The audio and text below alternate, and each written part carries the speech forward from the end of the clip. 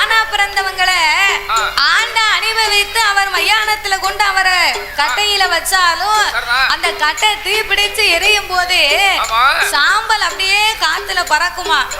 அப்ப இந்த சாம்பல் சொல்லுமா, என் பொண்டாட்டியை விட்டு போறேனே என் பொண்டாட்டியை விட்டு போறேன்னு சொல்லிக்கிட்டே போகுமா. அப்படியே பறக்கும். ஆமா, செத்தாலும் கூட அந்த பெண் ஆசை விடாதான், விடவே விடாது. ஆமா, அந்த அளவுக்கு ஆண்டவன் படைச்சிருக்காரு. அதே மாதிரி படைத்திருக்கிறார். அப்ப இந்த 3 ஆசைகளை முக்கண்ணன் நாமளுக்கு கொடுத்து எண்சான் உடம்பை கொடுத்தார். ஒரே ஒரு சான் மட்டும் இந்த வயத்தை கொடுத்திருக்காரு. ஒரு சான் வயிறு தான் கொடுத்திருக்காரு.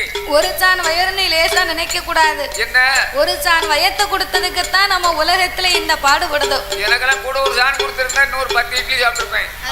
அதனால 10 இட்லியே குறைச்சிட்டேன். ஏற்கனவே உனக்கு பொங்கி முடியல. ஆமா, இதுல 10 இட்லி கூட வேற. நானும் இட்லியை தின்னு வாங்க எனக்கு வயிறு மேலே வர மாட்டேங்குது. அதாவது தாளக்காரருக்கு மாத்திரம் வயிறு இப்படி இருக்கு. அது ஒண்ணுமில்ல, இந்த நாய் வயிறு சொல்லுவாங்க, பாத்திருக்கியா? இதை சொல்லிருக்கே வேண்டாம். நாய் தெருவுல எத்தனை தெருவுல சாப்பிட்டாலும் நாய்க்கு வயிறு அப்படியே தான் இருக்கும், மேல எந்திக்கவே எந்திக்காது. அப்படியா? அது மாதிரி உன் வயிறு. என் வயிறு நான் வயிறு சரிதானே? அப்ப எண்சான் உடம்பை கொடுத்தார் ஆண்டவன். நாமளுக்கு ஒரே ஒரு சான் மட்டும் வயத்தை கொடுத்தார். இந்த ஒரு சான் வயத்தை கொடுத்ததுக்கு இரவன்னும் பாராம பகலன்னும் பாராம சனிக்கிழமையோ ஞாயிற்றுக்கிழமையோ ஊரை விட்டு ஊரு நாடு விட்டு நாடு மாவட்டம் விட்டு மாவட்டம் எந்த ஊருக்கு கூப்பிட்டாலும் நம்ம வேலைக்கு போறோம். எல்லாம் எதுக்கு? எல்லாம் 2 இட்லிக்கு தான் இந்த பாடு. இட்லியும் சாப்பிடுவேன், துட்டு வாங்கிட்டு போயிருவேன். வேற எதுக்கு? ஒரு சாணு வயிறு ஒரு சாணு வயிறு லேசா சொல்லக்கூடாது. இந்த ஒரு சாணு வயிற்றுக்கு காலையில் எந்தியோட மூஞ்சி கழுவுன உடனே சரி 2 கிளாஸ் காப்பி. ஆமா, காலையில் 8:30 மணிக்கு சரி 10-14 இட்லி. ஆமா, மதியம் 1 மணிக்கு சரி 2 வகை கூட்டு ரசம் மோரோட 2 தட்டு சாப்பாடு. சாயந்தரம் 3 மணிக்கு காப்பி, நைட் 8 மணிக்கு ஆயிட்டு சப்பாத்தி. ஒரே ஓப்பியா குடிச்சுக்கிட்டு இருந்தா உனக்கு சுகர் ஏறிடும். ஏற்கனவே 450 மேல போயிட்டு. ஆமா ஆமா, அதனால சரி ஒரு சாணு வயிற்று நினைக்க கூடாது, எதை போட்டாலும் அத்து போகுது. அப்ப ஒரு சாணு வயத்துக்கே நம்ம இந்த பாடுபட்டோம்னா கூட ஒரு சாணு நமக்கு வயத்தை கொடுத்தா நமக்கு என்ன பாடு? உலகத்துல விளையக்கூடிய பொருட்கள் காணாது. அதற்காகத்தான் ஆண்டவே நம்மளை இப்படித்தான் படைக்கணும்னு உலகத்திலே சரியா படைத்திருக்கிறார். அப்படியாகவே படைத்த உலகத்திலே மரம் செடி கொடி அப்படியாகவே படைத்த உலகத்தை ஆண்டவன் மரம் செடி கொடி பயிர் புல் பூண்டு இலை தாவரங்களோடு ஆடு மாடு கன்றுகாடைகள் அதனையும் படைத்தார். எறும்பு யானை முதல் என்ன உண்ணாத மனுக்கு 84 லட்சம் கோடி ஜீவராசிகளை படைத்து இவ்வுலகத்தை படைத்தால் மட்டும் போராது, என்ன செய்ய வேண்டும்? பட்டினி இல்லாமலே படி இழக்க வேணும் என்று ஆண்டவன் எவ்விதமாகவே படி இழந்து வருகின்றார். நாளை நல்ல தினை எடுத்து நாளை நல்ல தினை எடுத்து நாளை நல்ல தினை எடுத்து அவர் நாடு எங்கும் படி அலங்கார், அவர் நாடு எங்கும் படி அலங்கார்.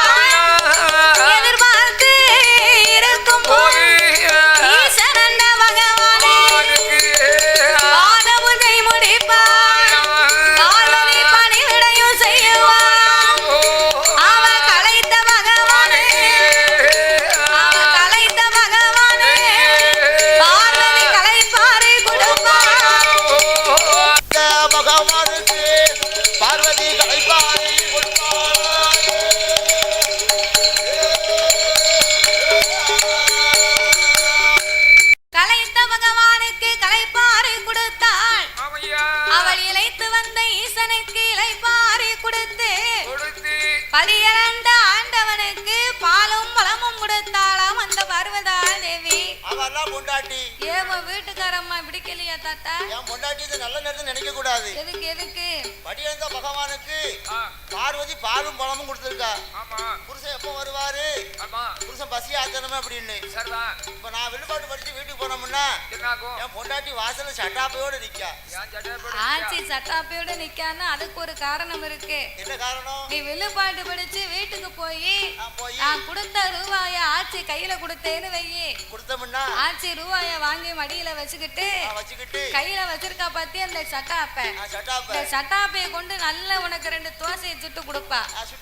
ரூபாய கொடுத்தேனா ரூபாய கொடுக்காம ஊதாரித்தனமா ஏதாவது செலவு பண்ணிட்டு போன அப்படின்னா அதே சட்டாப்பைய திருப்பி அடுப்புல காய வச்சு ஆச்சி செவிட்லே நல்ல 2 பூசையை கொடுப்பா.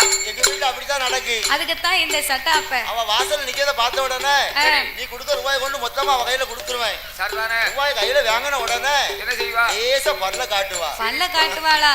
அவ சுவாத்த பொங்கி வச்சா நீ திங்கும் போது உன் பல்லுக்கு எப்படி இருக்கு? சாப்பிடும் போது நல்ல சுவையாத்தான் இருக்கு. அவளுக்கு அப்படித்தான் இருக்கும். பெண்ணா பிறந்தவங்கள குறை சொல்லக்கூடாது. ஆனா பிறந்தவங்க 10 ரூபாய்க்கு பாடுபட்டு கொடுத்தா தானையா அந்த அம்மா ஒரு முளவுத்தலாவது வாங்கி உங்களுக்கு துவையல் அரைச்சு வைப்பா. ரசத்தை வச்சு வைப்பா. ஆமா, நீ வாட்டுக்கு வேலையை பார்த்து நீ வாட்டு குடிச்சுக்கிட்டு படுத்தேன்னா அந்த அம்மா என்ன செய்வா? அதை விட்டு நம்ம 500 ரூபாய்க்கு குழைச்சோம்னா 1000 ரூபாய்க்கு கடை வாங்கி குடிச்சிட்டு போனோம்னா வீட்டுல அந்த பொண்ணா பிறந்த என்ன செய்வா? அந்த பிள்ளை குட்டி என்ன செய்யும்? மண்ணள்ளியா திங்கும். அவ ஏன் மண்ணள்ளி திங்க? உன் தட்டுல தீர மண்ணும் தெருக்குழுதையும் அள்ளி வைப்பா. எனக்கு தான் தட்டு அள்ளி வைப்பா, நமக்கு தான் அள்ளி வைப்பா. சரி, அவளுக்கு இல்ல. அதனால பார்வதா தேவி பார் உலகமெல்லாம் படியிழந்து வந்த பகவானுக்கு பாத பூஜை முடித்தால் அவள் பணிவிடைகளை செய்தார். கலைத்த பகவானுக்கு கலைப்பாறு கொடுத்து இழைத்து வந்த ஈசனுக்கு இலைப்பாறு கொடுத்து கலைப்பாறு இழைப்பாறு இருபேர்களுமே கைலாசத்திலே குழுவிருந்து வருகிறார்கள். அப்பந்தான் பார்வதா தேவி சிவபெருமானை அழைத்து ஆண்டவா பரம்பொருளே, அன்றாடமும் நீங்க அகில உலகம் எல்லாம் அமுதளந்து கைலாசத்துக்கு வாருங்க. அப்படி வரும்போது இந்த உலகத்தில் உள்ள மக்கள் எல்லோரும் யாரை வணங்கி வருகிறார்கள்? பார்வதி, இதுல என்ன உனக்கு சந்தேகம் வந்து விட்டது? நான் தான் உலகத்தை படைத்தேன், பாதுகாத்தேன், 10 பொருளுக்கும் அர்த்தமாக இருந்து வருகிறேன். அம்மா, 10 பொருளுக்கும் அர்த்தம் என்றா என்ன தெரியுமா? ஒன்று ஒன்றாண்டி சிவ உடைய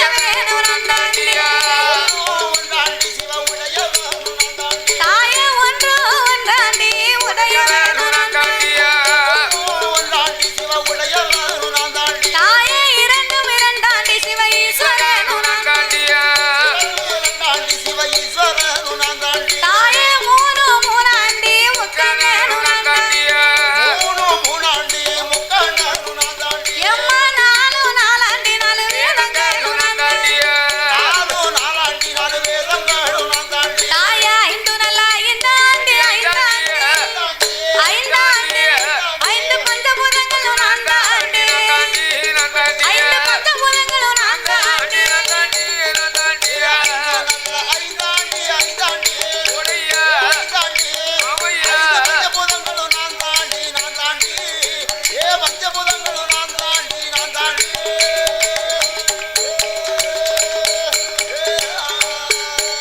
தாயே, 6 ஆறாண்டி 6 சாஸ்திரமும் தாயே, 7 ஏழாண்டி 7 சமுத்திரமும் பார்வதி, 8 எட்டாண்டி 8 திசைகளும் எம்மா, 9 9ஆண்டி நமக்கு 10 நல்ல 10 நல்ல 10 நல்ல 10 ஆண்டி 10 ஆண்டி பகவானும்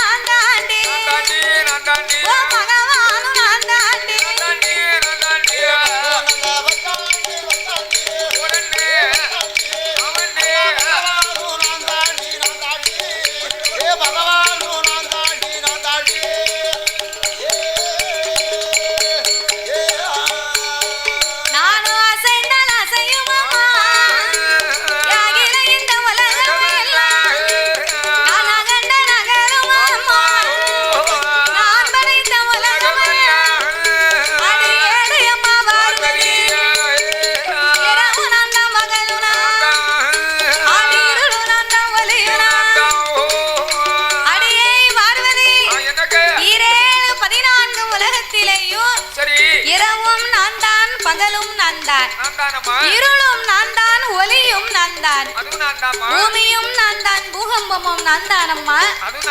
8 திசையும் 16 கோணங்களும் ஆண்டவனாக இருக்கும் போது என் மீது உனக்கு என்னடி சந்தேகம் வந்து விட்டது?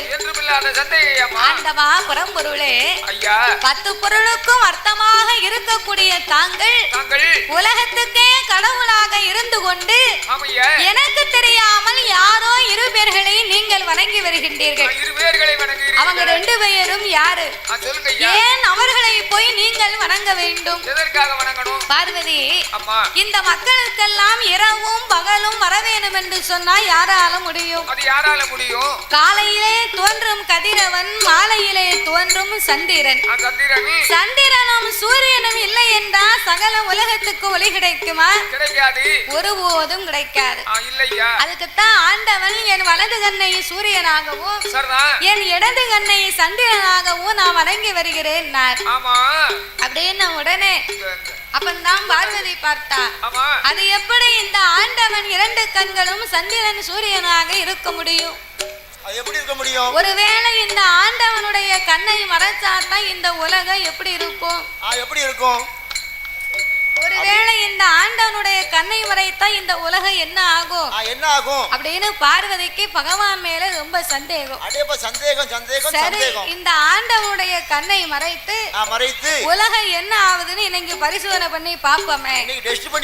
அப்படி என்று அந்த ஆதிபராசக்தி அம்பிகை அங்கையர் கண்ணி அகிலாண்ட கோடி பிரமாண்ட நாயகி அவள் என்ன செய்கிறாள் தெரியுமா?